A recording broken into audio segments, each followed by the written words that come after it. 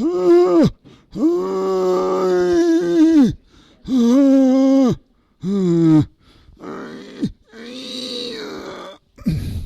oleme Pärnus, me oleme Luuleraadios, mina olen Kivisildnik, meil on Luuleraadio 4. ametlik saade ja see on meie jõulusaade, mis on kõige jõululikuma jõuluraadio, kõige jõululikum luulesaade üleüldse, mis on võimalik teha elavate parimate poeetidega. Meil on täna muusikaline etteaste juba ära olnud, aga kuna meil on ikkagi luuleasi, siis me ei võta seda muusika osa peale, me diskrimineerime muusikuid, nii et Leonora ja Rauno, andke andeks. Te olete kõrvalised isikud luule juures, peate sellega leppima. Elu on raske ja me keskendume uute luuleraamatute esitlemisele hetkel.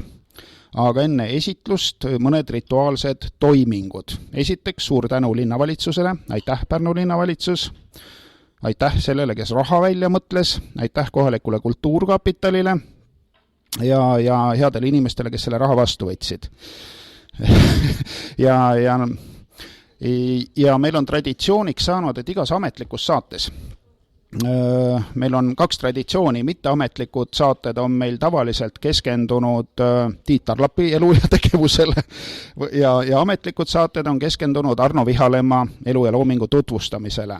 Ja täna siis ma loen Arno Vihalemma raamatust Ühe keelega kannel, see on 70ndate keskpaigal Lundis välja antud raamat, suurepärane Pärnu juurtega poeet, kelle üle me peame olema uhked, et see ei ole selline totakas, nagu meil tavaliselt luuletajad kipuvad olema ja keda ka tavaliselt ära unustatakse, et Vihalemma on väga raske ära unustada. Ja mis siin pikalt rääkida, tüüp on pärit Ilvese tänavast. Ja Ilvese tänav on täiesti eriline tänav Pärnus, mitte ainult sellepärast, et sealt on üks surematu luuletaja hakanud kaela kandma, vaid ka sellepärast, et Pärnus üldse rohkem I-tähega tänavaid ei ole. See on väga tähendusrikas. See ei tähenda, et rohkem luuletajaid ei ole, aga rohkem Vihalemmasid ei ole ja rohkem I-tähega tänavaid ei ole. Nii, ja siis sellest luuletuse ma loen teile, mille pealkiri on Täitsa täis. Ma surin ära, mind ei ole enam, sest maailm, kus olin ennast täis, mul polnud platsi seal, kõik kohad olid võetud, ja võtmatudki olid tühja täis. Mul tundus nii, et teispool hullumaja ei olnud isegi üht hullu koera vaja. Kuid ma ei tahtnud hullumajja minna, sest maailmas, kus olin ennast täis, jäin varju käona hüüdma kukulinna, nii väga olin ise ennast täis. Siis odrohukas idanes mu päis. Mul on neid mitu, kõik on ennast täis, ja mulle näis, et olin jälle täitsa täis. Tervitame avaliku lindistuse külalisi, meil on au, tuntud ajaloolane ja mälumängumeister, austab meid härra Masing, väga meeldiv. Ja veel üks luuletus, mis on väga jõululik ja selle pealkiri on Allakäik. Arno Vihalem, Allakäik. Ma maalisin kunagi Rootsis lambaaedu ja lambureid, nüüd istun all Üüstadis Rootsis, mu kõrval mu lamburi neid. Hüppa, ütleb ta, uteke, keksu, nüüd löö sa, siis löön mina ka, et linnas täis keelepeksu kõik jääksid meid vaatama. Mida ma ikka keksin, olen küllaltki narrust näinud, Rootsi rannast olen Rootsi eksinud ja tõesti vist alla käinud. Ma tänan, aga suur vormi vahel on väga väärikas plaksutada, aga ma jätkan. See allakäik, see tundub nagu uni, sest on raske ärgata, see kestab hommikuni.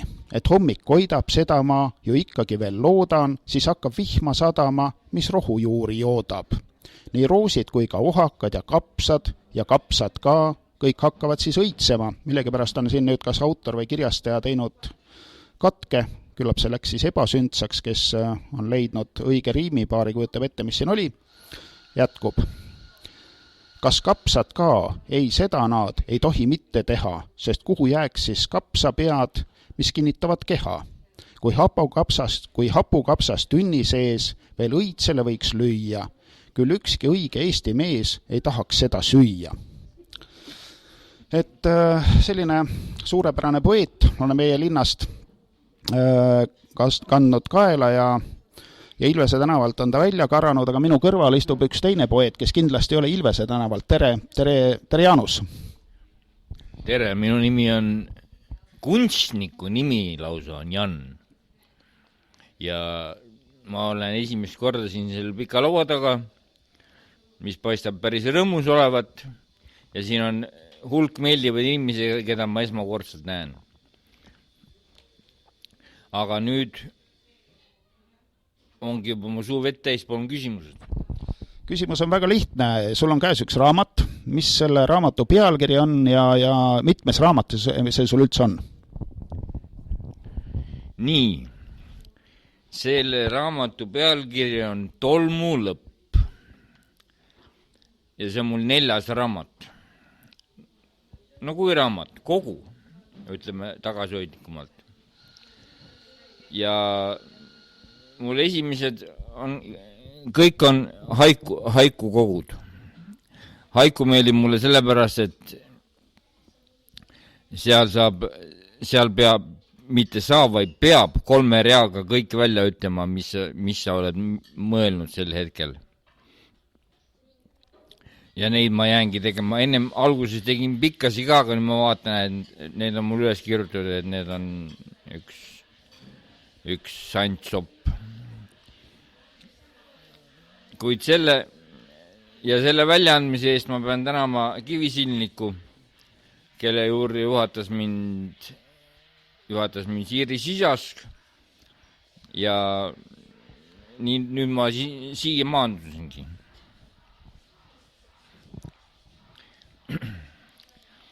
Kas ma võin lugeda midagi või? Jaa, ole hea, aga ma tahaks enne veel küsida. Et räägi, mis asi haiku on, et kuidas sa haikude juurde jõudsid, mis haiku on ja miks sa teed haikusid? Sa ütlesid, et see on nagu selline lühike ja kõik nii ja naa, aga lühikesi luuletusi on igasuguseid, et kas sa suudad haikut kuidagi nagu täpsemalt paika panna ja seletada? Haiku ehk õige sõnaga haikai. Me köitis mind sellepärast, ma nägin neid teisi lühikesi ka muidugi ja üldse igasuguseid sonette ja asju. Aga see küündis mind just sellepärast, et sa ütled seal selle 17 silbiga ütled välja kõik, mis sul sel hetkel oli hingel. Ja selle saab väga kiiresti valmis. Osa lähevad ka muidugi prügikasti, aga no see on loomulik loomise juures. Ja Jaapan võlus mind veel sellega ka, et kuna ma olen kunstikoolis käinud, siis ma avastasin nüüd ilmis hiljuti, 20 aastat tagasi, et ma olen ka veel natukene kunstnik ja nüüd ma tegelen siidimaaliga. Ja mul on praegu näitusi järjest kogu aeg olnud väiksemates kohtades, aga ma ei põegi mingi suur sullustust, nii et las ta olla nii nagu on. Peaasi on neid teha kogu aeg. Nii et haiku ja siidimaal ja Jaapan on minu täielikud favoriidid. Ma ise tegelikult nii hull Jaapani haige veel ei ole, kui mu poeg on, kes võttis endale jaapanlanna naise ja valdab jaapani keelt. Ja on mulle ikka esimeseks kriitikuks alati olnud. Aga ma ei tea, kas ta julge isale öelda võib-olla kehvasti, kiidab mind kogu aeg. Nii et jah, sellega, mis ma veel Jaapanist võiksin rääkida, et ka nende kultuur köidab ja eriti nende viisakus mis on nii loomulik, kummardusid ette-taha kogu aeg. Aga ehkki ka samal ajal oli nii nagu Venemaalgi ja Hiinas olid ju osa jaapanlasi olid väga viletsad põllumehed lihtsalt või siis kalurid. Kui nad said kõik siiski üheks suureks rahvaks ja nüüd nad peavad kõik oma kultuuri väga tähtsaks. Ja seda on näha, et nad on suur rahvas, on sellestki näha, et mu minija ei räägi mingit muud keelt peale jaapani keele, ta on suur rahvas. Poeg nüüd õpetab talle soome keelt suure hädaga, aga kuidagi ei tea, kaua see aega võtab.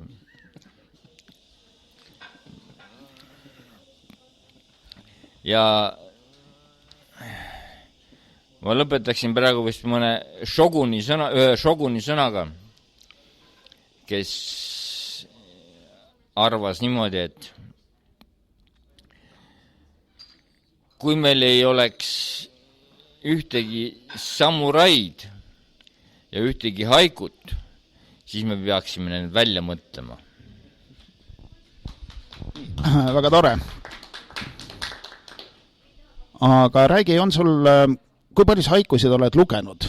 Ma mõtlen nii Eesti omi kui kuskilt mujalt maailmast ja milliseid sa hindad? Eesti omasid olen vist kõike lugenud. Aga samal ajal on niimoodi, et välismaalastega on, hea on neid lugeda algkeeles muidugi. Aga inglise keeles nad ei saa tänu oma lauseehitusele, sõnaehitusele traditsiooni järgida silpide arvu igas reas. Siis nad panevad selle hääldamise järgi kuidagi. Nii et inglise keeles ei ole haikut olemas tegelikult, ehkki nad ise suruvad küll väga peale, et see ikka on haiku, kuidas ei ole siis. Ja ka rahvusvaheline haiku assotsiatsioon, mis asub Tokyos, ka nemad võtavad kõik haikud üle maailma endale sisse ikkagi ingliskeelse tõlkena ja siis teevad sellest veel jaapanikeelse tõlke. Nii et inglise keel on mis sa teed? Rahvastevaheline keel, nagu öeldakse. Sa oled ise ka selle haiku ühingu liige, eks ole? Aga räägi, kuidas sinna ühingu liikmeks saadakse ja mis siis juhtub, kui sa seal liige oled? Selle ühingu liikmeks sain ma tänu ühele daamile, kelle nimi on Taimi Paves ja kes töötab Tallinna ülikoolis, õpetab. Ja tema on selle haiku assotsiatsiooni presidendiga isiklikult tuttav. Ja siis ta ütles, et üks selline on ka olemas ja siis me leidsime ühe tõlkija, kes mitte ei leidnud, vaid seda tegi, ma ütlen kohe, suur sõber,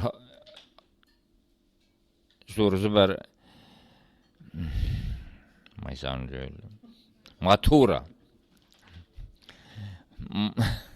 Matura tõlkis need ära ja siis saatsime sinna Jaapanisse ja seal öeldi, et dobže ja siis saadeti mulle ajakiri ka, kus olid mul 3 keeles mu haikud sees ja siis öeldi, et nüüd sa oled liige.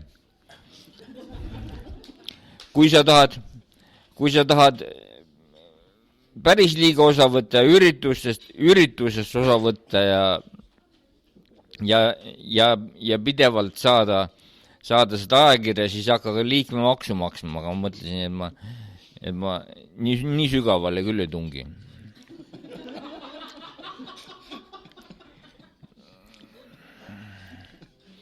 Aga see ikkagi see on üks väga tore assotsiatsioon minu meelest. Ehkki ma ei viitsi küll lugeda, mis seal inglise ja jaapani kes kirjutavad. jaapani keelt on ka väga, oi kui raske on seda õppida. Ma mõtlen nii nagu päriselt õpitakse, et hieroglüüfide haaval. Sellega võib ära pöörata täitsa. Aga niimoodi kõnekeele saab päris kiiresti selgeks ja esimene asi on muidugi vandesõnad muidugi, esimene asi, mis pähe tulevad, meelde jäävad. Soovite või? No mida ma võiksin öelda siis? Ei, ma ei hakka praegu, ma ei hakka las ta jääb nii nagu, keda see väga huvitab, see võib pärast mu poole pöörduda isiklikult ja siis me vestleme temaga, kui ma ta pikalt saadan. Ja sellega on veel mul nii palju on veel öelda, et tänu nendele haikudele jõudsime ka lõpuks siia ja luuleraadiosse, mis on vist küllalt ainulaadne terves maailmas. Maailma kohta ma ei tea, sellepärast, et ma ei kuula raadiot. Vihkan kogu seda raadio ja televisiooni värki, mis on dementne.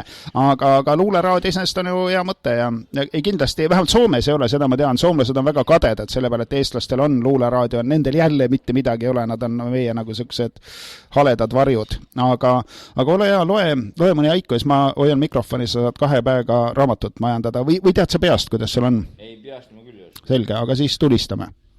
Peast ma tean vanu olnud esimesi. Mure on vaid taim, mis ei suuda elada ilma kastmata.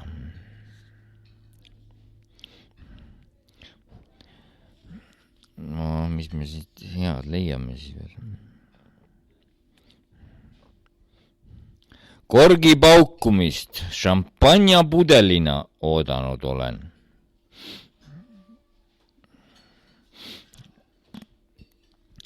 Ja siin on üks armastusluule. Välja tõmmatud hambast jäänud närvina eredalt tuikad.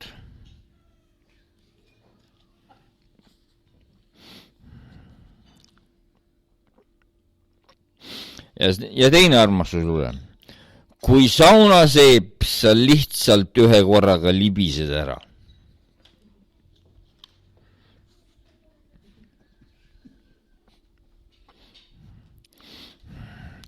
Ja siis üks selline külgelöömisvariant.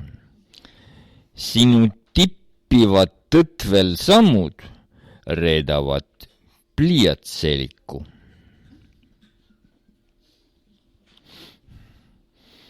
Aitame nüüd sellest plämast küll, võtame midagi asjalikku mõõti. Kaduva pulsi, viimane punapalgel, pitsi kõlksatus.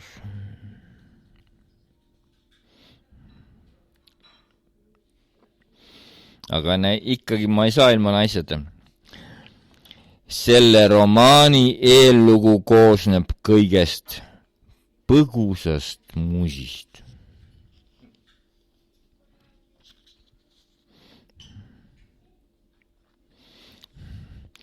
Ja millegi pärast muudkui tulevad ühel samal teemal kogu aeg mulle vastu siin. Ma ei tea, kes toimetaja on sellise hea valiku teinud siin. Jooksid ära mu huultega, jättes maha verise jälje. Ja siin üks meie seltskonna kohtu ka siis.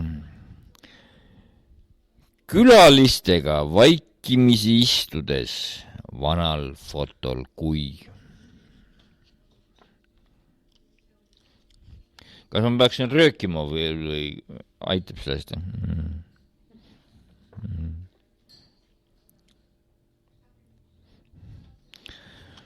Nii, üks eluline. oma kodu on ammu kujustatud mul, ootan inkassot.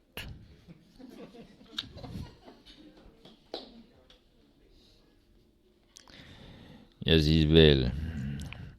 Haaran kämblasse kirstunaela püstoli Vene ruletiks.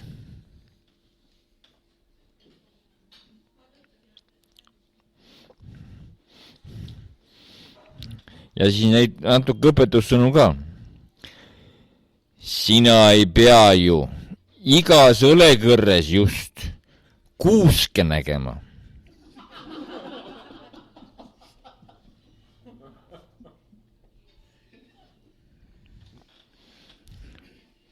No ma ei tea, mis valikus ju toimetaja on siin teinud. Keera lehte palju tahad, ikka tuleb üks teema vastu. Mantliserv Boris. Pikki rentslis paistad sa leinakasena. Pilkki rentslis. Vaat niimoodi lõpeb. Ja siis sellest, mis on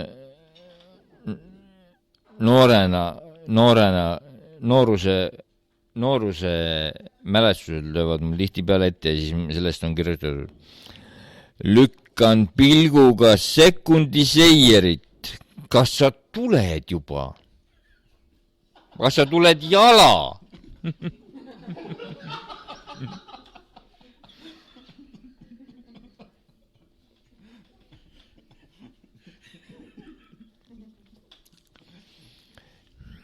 Ja siis ka kogenuma mehe tõdemus. Lugedes sinu magamistoa silmadest välja vaid nõutust. See on siis selline olukord, mis tekib vanemate meestel vahetevahel.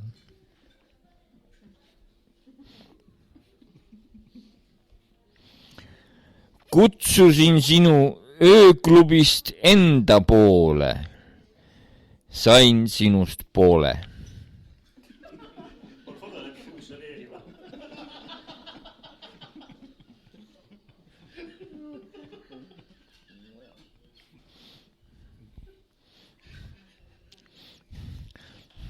Ja siis lahkumiskibeduses ka. Kui öös kriiskavad sinu autopidurid nõnda solvunult.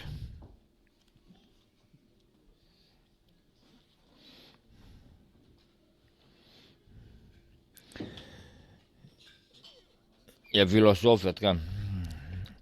Sel kärul, mida eluks nimetad, puudub tagasikäik.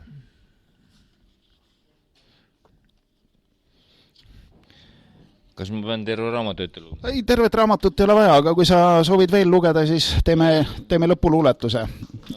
Teeme ühe veel. Ühe veel.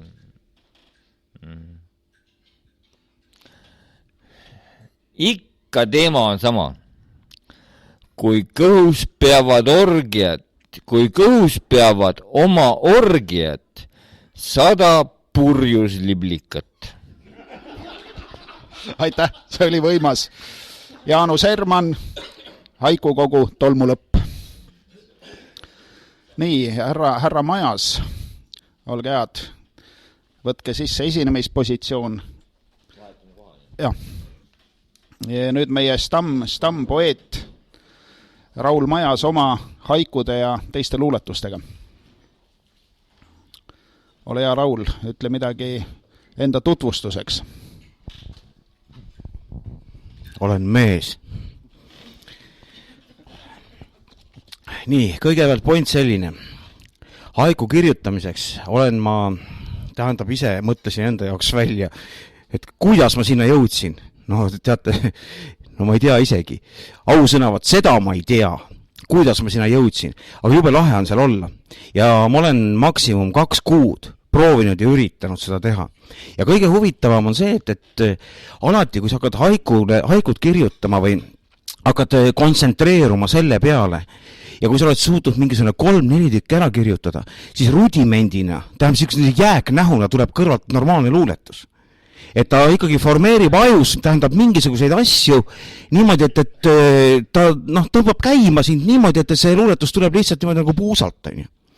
Ja haiku kirjutamise kohta, muidugi mul on omaette siuke teooriad, et kõigepealt kirjutamiseks ostab pudel enda lemmikõlut, vala see klaasi, joo pool klaasi kohe ära ja kirjuta. Kui oled lõpetanud kirjutamise, siis viska liisunud õlu minema ja nii ongi. Sa unustad kirjutamise käigus selle õlle ära ja see õlu lihtsalt läheb nii vastikuks kätte ära, et viskadki ära. Nüüd 3 päeval seda asja muidugi ei ole juhtunud, aga ega ma ei ole ka haikuseid kirjutanud.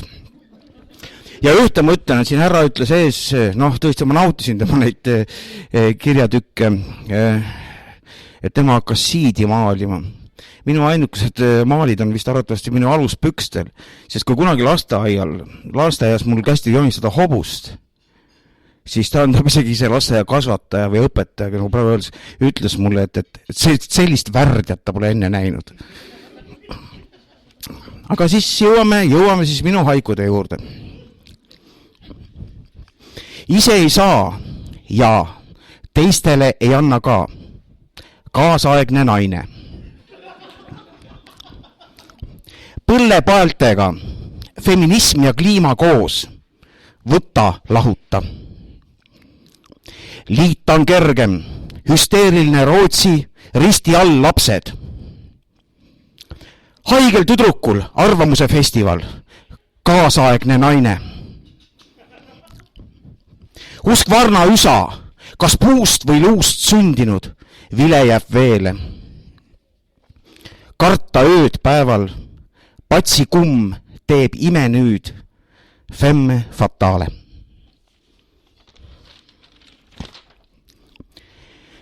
Järgmine sett. Juhan Liiv Pärnu. Tänavatel koos tee jääs. Liiv ja magus jook. Lumehälbekke, kontserdimaja udu. Lumehälbekke. Lumehälbekke, pintsaku reväärile. Rätsepa teema. Vaikuses kesklund on meeles veel Juhan Liiv, kes rikub kanga. Käest ära antud katkine pintsak ole Humana lehel. Seoses nende haikude kirjutamisega naisel tekkis mingisugune kuradi oma mõte. Ega ta selle peale väga hästi ei vaata, kui ma kaon taha tuppe ja hakkan seal imelikke asju tegema. Elukaaslane ütles, et mu tekst hakib. Väljutusraskus. Jalutud saavad käima peale kui kribad kirsi oksaga. Pärnu Jaagupis asiaati ja neegrit pole nähtud veel. Armust viiplen siin, asiaati ja neegrit keha valutab. Vesi on kõva, lumi pole kokaiin, püherda tolmus. Pest on vaja enne esimest suudlust kirsi oksaga.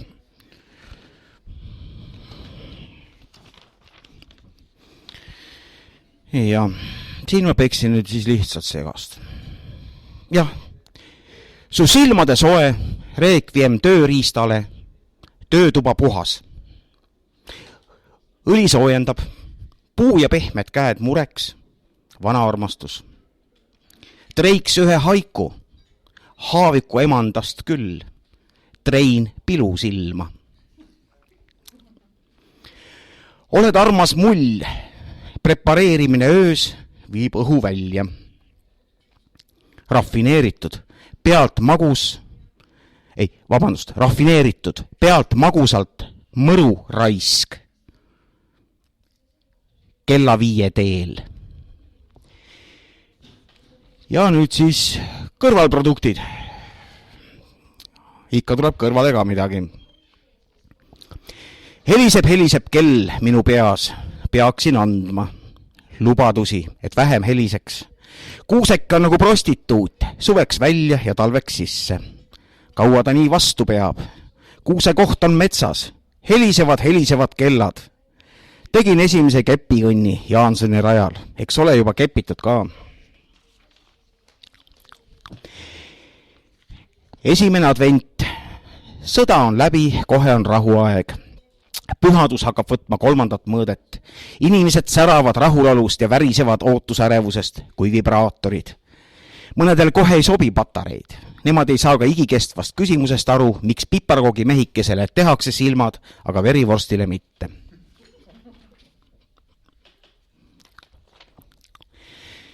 Enne teist adventi ostuhullus. Päkapikud jooksevad ringi nagu punased verelibled. Päike loojub pilvede taha. Viimane kiir lööb taeva veripunaselt hõõguma, nagu sepikoja tulekahju südames. Vaatan valget kuud ja mõtlen tahtmatult tampooni peale. Iga kord jõulude aegu küsib mees endalt. Ikka ma ei ole ehitanud endale maja. Ei oma toimivat firmat ega piisavalt raha. Joon ja suitsetan, kuigi olen sarmikas, tugev, tark ja hea. Kataloogi täis tüdrukuid, kes on peast läbi käinud, on jäänud vaimselt ja füüsiliselt katsumata. Ja veel sina, kuusk, lausa naerad mulle näkku, oma okastega näkku, sinu rebingosi juurtega maa seest endale iluks. Ja sellega on nüüd üks pikem lugu. Ühesõnaga mina ja riimluule. Vot sellega nüüd on siukene asi, et härra leitnant tuletas mulle meelde ühe loo, mis on juhtunud minuga kuskil seal 80. alguses. Kui ma elasin Tartu lähedal Märjal ja meil oli keskküttega maja ja siis juhtus midagi veega. Ja ei olnud ei sooja, ei külma vett ja siis tuli rajooni parim kuradi toruluksep ja hakkas seal sebima. Kuna isal oli mõnusasti koduveini, siis nad siis keerasid seal vinti, panid takku ja ühendasid midagi, ühendasid uuesti lahti ja panid uuesti. Ja lõpuks oli niimoodi, kõige külmem koht meie majapidamises oli vannituba ja see oli tulnud üldse sooja vett. Aga peldikusse loputuskasti tuli täiesti kuum vesi. Ja niimoodi pärast selle torulukse lahkumist tähendab, siis me nagu elasime 2 nädalat ja kui number 2 ikka vee peale tõmbasid, siis tundsid, kuidas seinad läksid higiseks soojaks ja kõik see meeldiv asi. Ja ütlen, et mina ja Riim Luule läheb täpselt samamoodi kohta nagu see ja siis nagu see toruluksep ja mina, eks ju. Aga kuna härra Känd küsis mu käest kunagi siukese asja, et miks sa ei kirjuta riimi, siis ma kirjutasin Riim Luule. Ja Sven ütles, et aga nüüd sa kirjutad niisuguse see riimluule, et ma arvan alati need sõnad ära, mis tulevad järgmisena. Ma proovisin kirjutada niimoodi, et ei arva ära. Aga ma ei tea, eks seda tuleb küsida tema käest, kas ta arvas ära või mitte. Ma olen seda ühe korra ette kandnud ja nüüd on siis teine kord. On ka, tähendab, jõuluteemaline. Mu kaunis daam, kas lubate ma kord veel katsun teie käsi? Ei, neid tubaksuitsu käsi ma ei luba. Te sosistate käest, kuid ainult pihta. Te südameel näppida veel ihkab. Nüüd nagu kuusk, kes ootab alla kinki. Ma kükitan, ei vaja selleks luba. Mu kaunis daam, siin samas kahekesi, meil oleks rõõmus lastetuba. Te ärge pipardage, olgem ausad. Süütu elamine asjad ehib moodsaks. Ja küünlad kuusel ei vaja ühtki tikku. Me elu armsalt astub tulevikku. Ja kui lugu otsatult võiks kesta, see sügav tunne, armastus ja hool jääb igikestvalt õppetund siin seisma, igas majas olemas on tool. Ja kui Pegasusele veel anda külge, mille kannustel su hõbekujud telm, see valu loomale on raske kanda, ta parem kandku kuljuseid.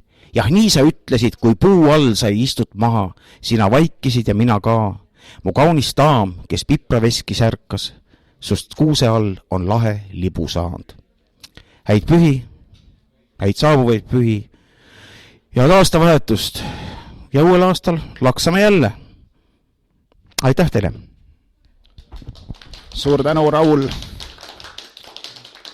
Raul Majas. Raul on täna küll meil selline, ei ole täisväärtuslik autor, läheb sinna muusikute kanti, sest tal ei ole sel aastal raamatut, aga raamat on töös ja tuleb järgmisel aastal, nii et sinustki, Raul, võib saada inimene. Nii, kes on meil järgmine raamatuga autor, et me saaksime, ole hea. Et meil on nüüd teist korda saates üks hirmus inimene, kes õnneks ei ole Pärnust ja me ei pea teda iga päev tänavatel nägema. Selle inimese nimi on Jaanus Saar. Oma mitmes raamat see on siis nüüd sul? Ma peaksin seda esimeseks korralikuks debüüdiks endale, sest et see on siis selline raamat, mida on võimalik ka reaalselt osta, nii et mina pean seda täiesti nagu esimeseks. No nii, sa tegid siin mingisugust pillihäält vahepeal, sul on mingi mõte siin... Ühe lugeda telefonist pärast. Okei. Aga tahad sa kohe kütta või midagi raamatu saateks rääkida? Ma alguses siis natuke hämaksin ka enne, kui ma hakkan luuletusi lugema. Et siin enne käis Jaapan läbi. Et ma mõtlesin siin ka enda poolt natukene lisada, et ma ise olen ka muidu Jaapani kultuuri huviline küll, aga minu huvi piirdub peamiselt multifilmi tüdrukutega, et see ei ole nagu nii süvitsi. Et siin enne jäid mainimata mõned jaapanikeelsed roppused. Et üldiselt jaapanlased on nii viisakad, et nende roppused on samuti viisakad, et seal ei proogigi vandesõnu sees olla, aga see pilk, millega nad sind vaatavad, kui nad neid asju ütlevad, on teistmoodi, aga mõned siis siiski ütleksin siis praegust siia ise. Kuso tähendab sitt. Shikataga nai tähendab pohhui. Mis siis veel? Baka tähendab loll. Ning pantsu taberu. See ei ole grammatiliselt korrektne, kuid tähendab söö minu püksikuid. Ja siis ma ütleksin vahele, et kui sa ütlesid baka, siis baka nii suuru tähendab ära koini mind raisk.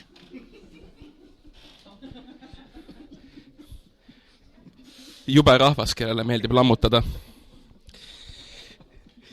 Nii. Siis raamatust. Ma alustaksin kõigepealt kaanepildist siin, mis on minu meelest nagu väga, väga ilus. Et mul on au tunda ühte äärmiselt andekat kunstnikku. Ka üks tüdruk, kellega ma kohtusin kevadel ühele Jaapani friikide festivalil Kultuurikatlas. Et hästi pisike, aga meeletult andekas tüdruk, kelle varjunimi siin on Angevari. Ja tema joonistas siis selle pildi mulle suvel. Ning see oli mul siis A1 postrina pool aastat seina peal, nii et kui ma ärkasin ülesse oma diivanvoodi peal, siis pool aastat igal hommikul esimene asi, mida ma nägin, oli see pilt. Ja ma olen väga uhku selle üle, et see on nüüd raamatukaanel. Ning tegelikult ma õpin Tallinna Ülikoolis kirjandusteadust ning ma juba paar kuud tagasi vehkisin Jan Kausi loovkirjutamisseminaris selle pildiga ja lubasin seda kaanele, nii et nüüd on see hea, et ma sain seal ära tehtud, et siis see polnud ainult pelgalt haip. Aga Kausist rääkides, siis jah, Jan, ma tean, ma pean sulle ka mõned seminaritööd veel saatma, sorry, ma kolisin vahepeal, mul oli kiire, ma ei jõudnud. Et luuletused, mis siin sees on peamiselt pärit siis 2 aasta tagusest sügisest, oktoobrist ja novembrist. Päris nostalgiline on neid nüüd tagantjärgi lugeda. Et olid hästi kurjad päevad ja kuud olid tol perioodil. Sai tarbitud aineid, sai joodud hästi palju ja sai väga palju tuntud. Et need kritseldused, mida ma telefoni tegin, ju siis siiski seal oli emotsiooni sees. Et isegi kui ma tol hetkel ise kirjutades ei mõistnud seda, siis asja tegelikult sai. Ning tõesti raamat on siis tõestus sellest, et ma tulin nende asjadega toime, ma tulin nende tunnetega toime. Ma suutsin nad panna kuidagi mingisugusesse loovasse vormi, mitte ainult destruktiivselt, lihtsalt lammutada, hävitada ja midagi õhku lasta nende tunnetega.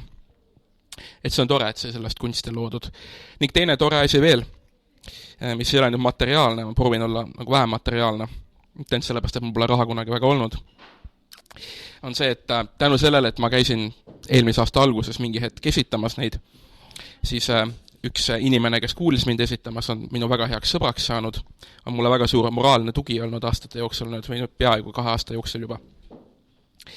Ja mulle palju nõu andnud ja aidanud mind, see on siis vägagi andekas luuletaja, kes on juba siit saatest ka, kelle nimi ja kelle looming on läbi käinud, see on imeline Mari-Liis Müürsepp, keda ma tervitan. Ja käsin teil lugeda tema raamatuid, nagu see käsk. Nii, aga loeme siis ka mõned siit ette. Et ma loeksin sellised natukene pikemad, mis on naljakamad minu meelest seekord, et ühe nagu algusest, ühe keskelt ning siis ühe lõpust. Linnaidyll, see on selline keskmine Tallinna argipäev.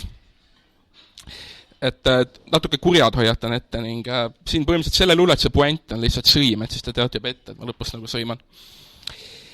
Linnaidyll. Seisin bussipeatuses. Uurisin kellaaegu posti pealt. See on vahel mugav, ehkki telefonist saab ka. Kui selle pihta laksatas õun, sellise pauguga, et plahvatas. Mu esimene mõte ei suutnud sellest midagi järeldada. Siis nägin neid teisel pool teed. Tegemist oli Kadrioru Saksa Gümna noorsooga, kes olid kuskil 10-liikmelise parvega valinud mu mingi sotsiaalse riituse sihtmärgiks. Teine variant on see, et õun lendas mingi auto aknast, kuid selle koha peal kesklinnas on see väga ebatõenäoline. Ja mainit hormonaalhälvikute meeleolu ja irvamine minu üle ütles juba kõik, mis vaja. Seejärel kadusid nad kooli uksest sisse. Iroonia asja juures on muidugi see, et ka mina olen selle kooli vilistlane. Ja mulle meenusid kõik need korrad, kui mina tänaval võõraid inimesi asjadega loopisin. Lootuses neid veidi vigastada. Ja seeläbi teiste klaasi VIQ-ga pubekate heakskiitu saavutada. Need olid toredad ajad, selgesti veel meeles. Isegi kui me arvestame tõsiasja, et laste mõistus ei toimi normaalselt ja neil on sisuliselt ja de facto puue hetkel vähemalt, ei saa ma jätta mõtlemata laiematele ühiskondlikele implikatsioonidele. Kui need samad inimesed kunagi meie riiki valitsevad, meie seadusi kirja panevad ja meid isegi vangi loobivad, see on teatud eksistentsiaalne hirm. Ma ei soovi, et selline kontingent omaks võimu minu üle. Veel vähem, et see omaks võimu nende üle, kes mulle on kallid. Ja kuigi ma tean teooriat, ma tean, et olen ka ise lollusi teinud, siis antud situatsioon sisaldas minu jaoks süvatasandil vastuvõetamatut tendentsi. Ja selle tendentsi kogemine lõi mu rivist välja, pean tunnistama. Olin siis bussis, olin meelehärmis. Teatud peatuses tundsin, et mingi vanamutt kallistab mind. Jah, paneb kämblad ümber ja embab. Seejärel läheb ukse juurde. See oli üllatav. Võimalik, et ma olin tee peal ees. Ja ta kartis paaniliselt, et kui ta ei ole sekundi murdosaga ukse peal, nina vastu klaasi, jääb ta peatusest maha. Ja kasutas mind inimronipuuna edasi liikumiseks. Kuid palju poeetilisem tõlgendus oleks see, et ta tundis sümpaatiat minu vastu. Ja tema võimetus oma tundeid alla suruda avaldus kallistuses, see on kindlalt tõde. Ja tuju paranes. Äkki saab sellest päevast isegi asja. Olles jõudnud enda peatusesse, nägin aga paraku üht teist vanamutti, otse uste eest passimas. Taaskordne vaimne värdjas, kellel puudub elementaarne viisakus ja kes ei lase rahvast bussist välja. Tõmbasin spordikotiga talle laksu ribidesse, putsid tõmba nahhu eest raisk.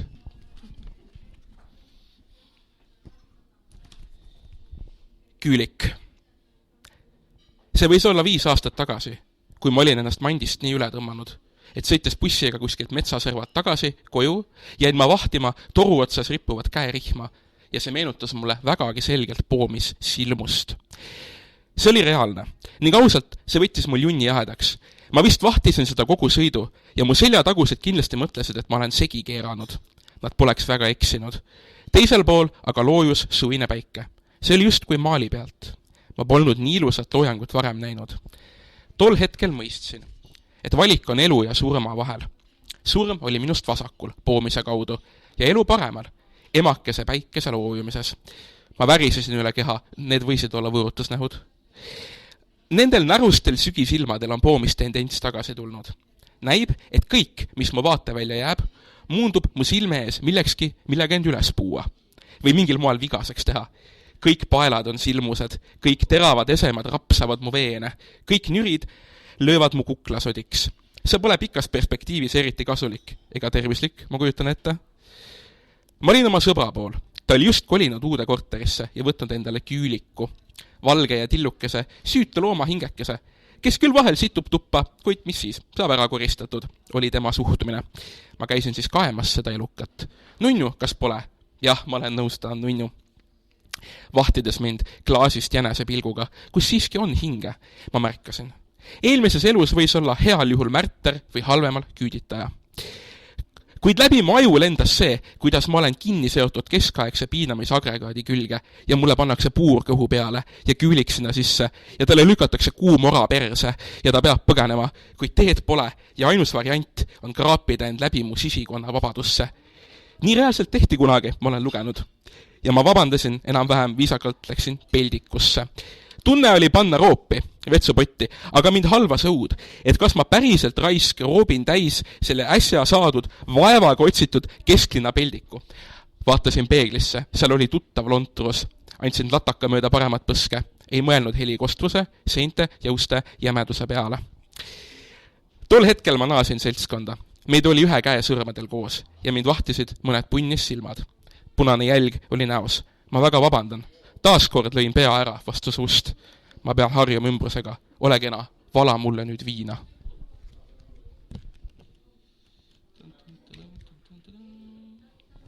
Otsime natuke.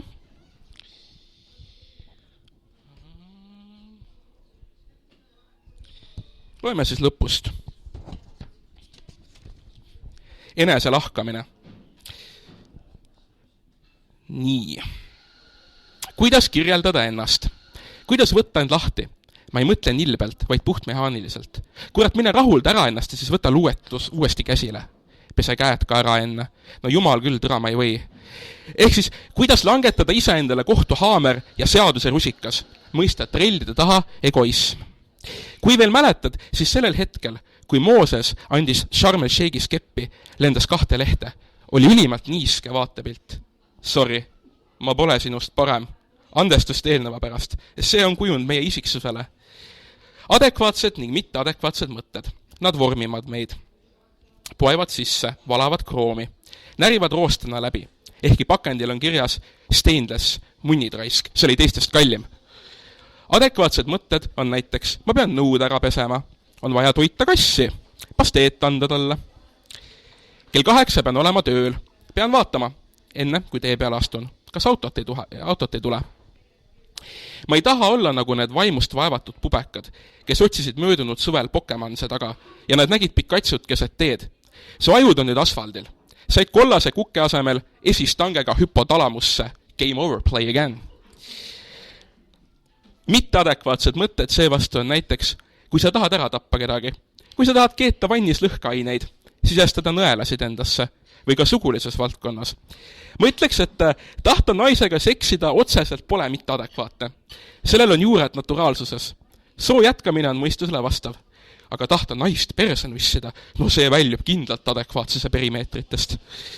See ei anna tavaliselt neile järele, sest see toob kiire kaose, mis Pareto efektiivselt kaalub üles sekundilise naudingu. Sa piirad end ja jääd küpsema, kuni mõte läheb mujale või teravad esemed randmele. Minu mõtteprotsessid on valdavalt mitteadekvaatsed. Teoretiseerin, et sellised inimesed ongi õnnetumad. Range distsipliin ja alatasa adekvaatsus toodab head ja tublid inimesed. Võiks öelda lausa ühiskonnale kasulikud. Süda läks veits pahaks seda öeldes. 2 varianti. Esimene lihtne. Hävita ennast ära, mitte adekvaatsuses.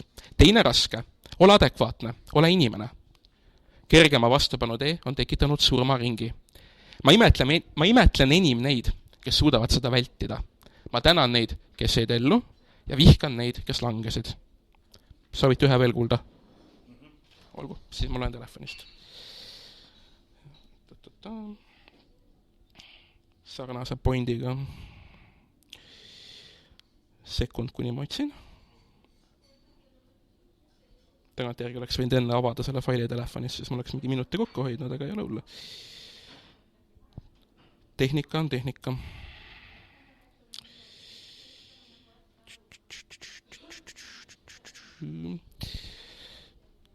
No nii, ma nüüd ei tea, kas see on tõesti sündinud lugu otseselt, sellepärast, et ma lugesin seda Wikipeediast ükskord öösel purjus peaga, kirjutasin selle põhjal selle luuletuse. Nii et võimalik, et nagu siin ma juba kuulsin, et on nagu ajaloos asjalikke inimesi. Et ei pruugi olla nagu see üks ühele juhtunud reaalses elus, aga see on nii äge story, et ma kirjutasin selle põhjal luuletuse. Heiter. Vabandust. Kui ma ennast 35 päevaks maailmast minema heitisin, et sulle mõtteis miljonil viisil sonida, kuidas sind nii väga, teate isegi. Seostus kogemata tõekilluke. Kõik minu ümber ongi heitimine. Heitmine. Kivist ja keskajast saati pole palju muutunud. Kõik heidetakse ikka kamaluga tänavale. Orgaanilist sitta on endiselt, kuid üha rohkem sisaldavad solgipanged uhket tehnositta. Allandmine on säravam ja ääred kumerad. kui tonnine CIA järelkuulamisseade või siis 30 tonni maksev Taiwani luksekraani alus pooleks murdub, on sul lausa 15 konteinerit, mille vahel valida, et mitte majahaldurilt trahvi saada, mis muudab elamuse elavamaks. Aga siga oled ikka. Stiilse muhkkatku asemel stiilivabas 5G ajuvähis siga. Liitiumi minetanud kellapatarei hädisel tiksumisel viimseid sädemeid impotentselt pilduv ühiskond nägi kunagi ammu oma ridades ka unistajaid. Kuid praegu heidetakse vähegi unistuselaadsed tooted silma pilgutamata lihasmällu jäädustanud liigutusega kinnisvaraturu keskmise kuudikorteri pimedaimasse nurka, kus ajapikku koguneb viskoosne löga loomishetkel lõppenud unistuste massist, mille sünges mustas pole värve eristada. Enam võimalik. Midagi tekstuurilt sarnast võib tekkida pärast 30 liitri 3-slottise Poola parmupallooni kaanimist ühiskondlikul koosviibimisel Kesk-Eesti kaasikute all või minu peldiku taga pärast keskmist sinuga veedetud päeva. Unistus sinust on ka seal jumalast hüljatud kompotis kuskil. Miks enam ei tehta megasitaks lahedaid asju? Näiteks lugesin täiesti juhuslikult netist kõige radikaalsemat asja ever, millest koolis ei räägitud. Nüüd on see osa, mis ilmselt ei vasta tõele otseselt. Pärast esimest maailmasõda põgenesid tšehhid, slovakid Venemaale ning ajasid äsja ehitatud Trans-Siberi raudteele soomusrongidest ja relvastatud vagunitest lineaarselt kulgeva mitme 1000 kilomeetri pikkuse riigitaolise moodustise, mis sõitis Vaikse ookeanini välja. Tee peal vallutati kõik ära, mis nähti, ja keegi ei julgenud iitsatada ka mitte. Ma ise oleks tõmmanud välgukiirusel minekut. Ma ei kujuta ette ka, mis koguses slaavi tutti need tüübid said tee peal. Ja lõpuks mingi 100 000 venda jõudiski ookeanini. Siis mindi laevadega Ameerikasse, kus sõideti ka kogu riik läbi, seekord küll rahumeelsemalt. Tõmmati üle teise ookeani Euroopasse tagasi. Ja siis lõpuks, kui kodumaad nähti, oli see vahepeal iseseisvunud. Ootas neid avasüli. Ehk siis tüübid läksid ringiga ümber planeedi koju. Ma kukkusin tooli pealt maha, kui ma seda asja lugesin, nagu kui see juhtus päriselt, siis elan ilmselgelt valel ajajärgul. Okei, ma olen patsifist. Aga mine pekki, kui chill oleks olnud selles tšehhoslovakkide killer rongi riigis õlut kaanida. Miks teid ainult alkoholi ja aaviksoole maha parseldatud samaldunud klaasplaatide pärast tuntakse? Venad on fucking hardcore. Nende plaan on siiski teostatavam, ma ütleks, lausa otse tee, võrreldes ringiga, mille mina olen pange pannud GPS-i alusel valinud, et marssida sinu südamesse, kus ükski hõise mind ei oota. Oi jah, mul oli ka kunagi pisikesena rong, vist küll ainult eesmine jupp, ehk rongil polnud vaguneid. See käis AAA patareidega ja vist astusin selle sodiks, kuna Raibe pööras kogu aeg vasakule ega sõitnud otse, aga ehk ajan midagi sassi. Üleüldse näen minevikule mõeldes vaid sama plöga, mille see neetud hipsteri elu on Jaapani sahtelkorteri nurka heitnud. Äkki ongi asi aastas 2019. Äkki oleksin see saanud 1019 või 19 või 20 019 enne Kristust kuskil koopas või 200 019 mammuti seljas. Lõpetame loo. Isegi kui kõik heidavad aastal 2019 minema, aga sina nii tee, sina heida ühte. Aitäh! Nii, suur tänu. Jaanus Saar ja uus väga võimas raamat, teine tulemine teise debüüdina Ühe seieriga kell. Jaanus Saar, Ühe seieriga kell ja kes on meil valmis? Kädi Kallau on valmistunud väga pikalt ja põhjalikult. Järjekordne väga võimas debüüt. Tõesti, ma ei mäleta selle pealkirja enam, see on nii hammu on sellega teed. Lootus sureb esimesena. Kädi Kallau, raamat, Lootus sureb esimesena, luuletused sees. Ole hea, Kädi, tutvusta ennast. Ma mõtlesin siin eile, et huvitav, kuidas ma võiksin ennast tutvustada, et mida ma võiksin enda kohta öelda ja siis ma hakkasin mõtlema enda peale ja siis ma avastasin, et ma olen hetkel sama vana, kui suur on mu jalanumber, ehk siis 39 aastat ja 39 on mul siis ka jalanumber. Ja siis ma muidugi mõtlesin, et huvitav, mida võiks sellest järeldada, kui inimesed jõuavad sellesse murdepunkti oma elus, kui nad jõuavad oma jalanumbrini ja siis hakkab sealt edasi midagi toimuma, aga sealt edasi võib-olla siis, kuna oma lehes ilmus see Pauksoni horoskoop hiljuti, et siis võib-olla jätaks nagu need teemad, et mis siis sealt edasi saab, jätaks siis nagu sellistele ekspertidele. nii, aga väga kena.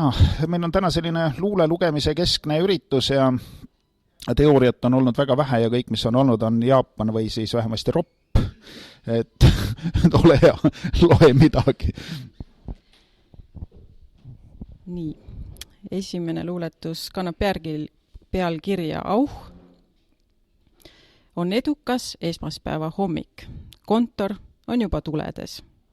Trepikojas tulevad vastu mitu räsitud koera. Ütlen koertele viisakalt ja vaikselt auh. Koerad ütlevad viisakalt ja vaikselt auh vastu. Ilm on veel ilus ja vaikne, kuigi lõunaks lubas juba suuremat muutust. Põhjast on oodata tugevamaid tuuleiile. Kontoris sees on aga pilvisus juba tihenenud ja töölaudade peal vedelevad mõned veel maha raiumata pead. Koledast plastist lae all, mille puhul siin ikka mõeldakse, et ikka peraspera ad astra lasuvad sünged ränkpilved.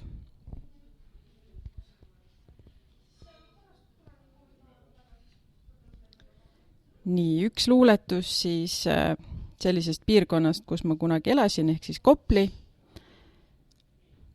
Ja seal lähedal asub ka selline piirkond nagu Kalamaja. Piiril. Koplist saab Kalamaja just selle ristmiku juures, kus lõppevad koerajunnid ja algavad tänavakohvikud, ülehinnatud käsitöökookidega.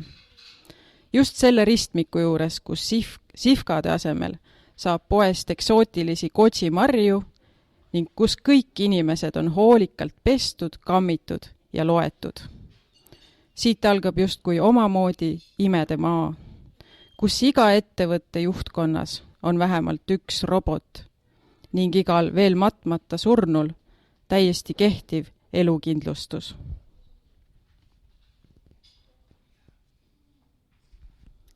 Asjad. Osa asju mu kodus on sentimentaalse väärtusega. Teised ajavad lihtsalt nutma.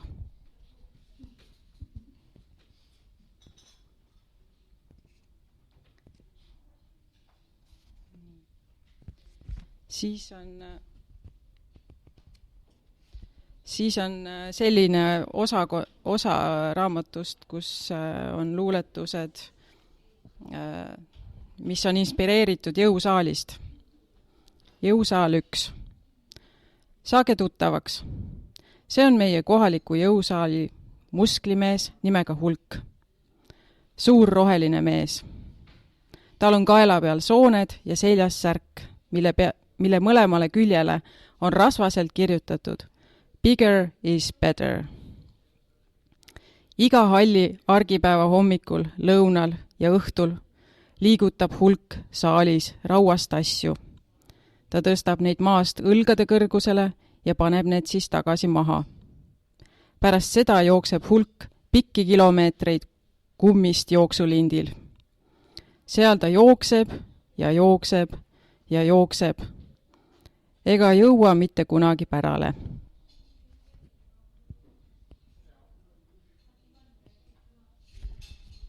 Jõusaal 2. On uus päev, Hulk on taas jõusaalis ning tõmbab end käima kõigi nende kummaliste rauakolakate abil, mis näevad välja nagu eelajaloolised loomad. Ka Hulk ise on nagu üks suur eelajalooline loom. Ta tammub aeglaselt ruumi ühest otsast teise ja kiikab aeg-ajalt peeglisse.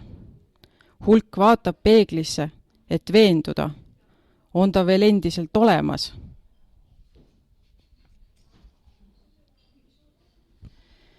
Ja jõusaal 4. Naishulk siseneb jõusaali. Tema nägu katab mask, mis on nagu martsipan kate lapse sünnipäeva tordil. Keha on naishulgal kena ja prink ning ühtlaselt voolujooneline. Nii sammub naishulk masinate vahel uhkelt ja sirgelt, nagu õhupalliloom. Naishulk armastab masinaid, just nagu meeshulgadki armastavad masinaid. Masinad on nende ühine kirg. Lisaks masinatele armastavad naishulgad meeshulki ja meeshulgad armastavad sageli naishulki. Ühel päeval sattusin ma nägema, kuidas üks õhupallilooma kujuline naishulk suudles armsal moel oma kallimat meeshulka. See oli Nummi vaatepilt. Jälgisin neid salaja kõrvalt ning mõtlesin vanadele muinasjuttudele ja printsidele ja kõikidele nendele valgetele hobustele. Mõtlesin, et kui suudled suurt kärnkonna, on sul lootust, et see muutub printsiks. Kuid kui juhtud suudlema ahvi, jääb see ikkagi kõigest ahviks.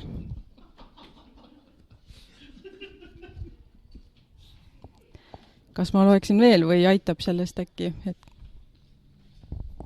Ole hea, loe veel, sest see on suurepärane raamat ja ütleme selle pealkirja veel kord, autor Kädi Kallau, Lootus sureb esimesena, Jõusaal ja veel palju muid asju. Hästi, siis ma loen ühe luuletuse, vähemalt ühe siis ka ühest teisest osast, mille koondpealkiri on Orgia. See on üks vägev seksorgia, mis saab teoks selles kõledas, vähese mööbliga sisustatud eramajas, pisikeses, kinni tuisanud provintsilinnakus, maailma lõpu läheduses, pimeduses ja kitsikuses, kus igaühel on tingimuslik privileeg olla 365 päeva aastas naabrist parem. See on üks vägev seksorgia, kus mõlemast soost kurvakuju rüütlid õhtu alguses nähtamatu kriidiga vaibale märgitud stardijoonel hoogu võtavad, et oma põletavat siseilma vägijookidega turgutada.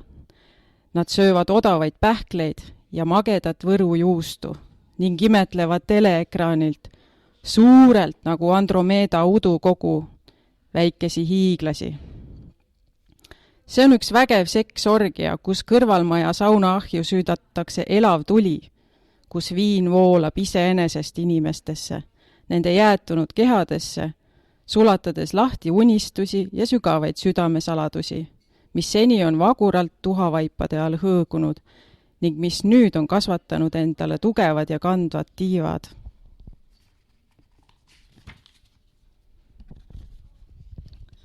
See on üks vägev seksorgia, kus elutoa nurka paigutatud ja ämbliku võrkudest puhtaks pühitud kirjutuslaua toolil istub kurbade silmade ja musta korsetiga naine, kes on kahvatu nagu ahju õun ja veretu nagu kraavipervel kasvanud metsmaasikas, mille peale pole kunagi paistnud ei hommiku ega õhtu päike.